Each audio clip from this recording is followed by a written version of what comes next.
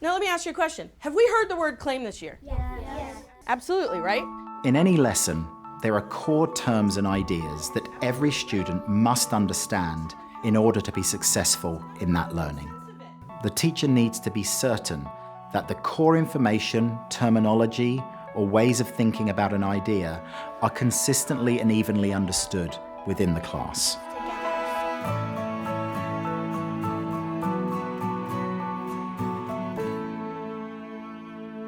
Listen to what I'd like you to do. Open your learning composition book to the next clean page, and right smack in the middle, put the word claim. Yesterday, we read the text, Edison's Best Invention. We talked about how it's an opinion text. We went through all the different things about opinions. Today, we're going to talk about the word claim. And so then today, they had to identify the claim within that text. But I knew that prior to them identifying a claim, we really needed to see what did they know about a claim. I want you to put your thoughts about the word claim on your paper. I asked them to jot down an antonym or a synonym or a sentence, anything that jogged their memory when they think about the word claim. Don't worry if you don't have a lot. We're going to keep adding to it. And so they'll stop and jot whatever they were thinking. Then I wanted to pull together their thoughts, and so I created a map up on the board so that we could put some of those thoughts together and kind of start to talk about the words.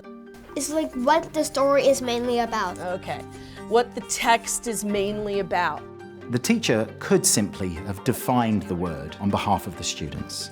Instead, what the teacher did was invite those learners to create a word map to make their own points of reference.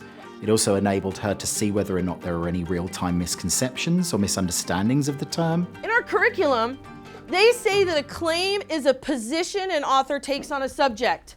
What the author believes, the author's point, the author's opinion. And it also allowed the group to arrive at a collective understanding of some core ideas and terminology. I'm going to ask you to put what you know about a claim to the test. After we made the map together, I asked them to sort different opinions or claims. Look at that paper. What's the first column say? Everybody, what's the second column say? Not a claim. Inside your Ziploc bag, you have exactly that. Claims and not claims. And look at the 8 or 9 different statements and decide, were they claims or were they not claims? And to talk about what they thought. Broccoli is a green vegetable that grows in the garden. Claim. Not claim. I also challenged some of the kids. Could you add a word to make this sentence an opinion? Everyone should build Legos on the weekends. Oh. That's an opinion. Yes, it is. Yes, it is. Asking students what would have to happen to this phrase in order for it to become a claim is an excellent question to ask.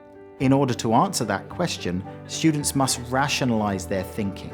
In so doing, they're making explicit their own definition of why a claim is what it is. Hey, boys and girls, pat yourselves on the back. Wow, that was incredible.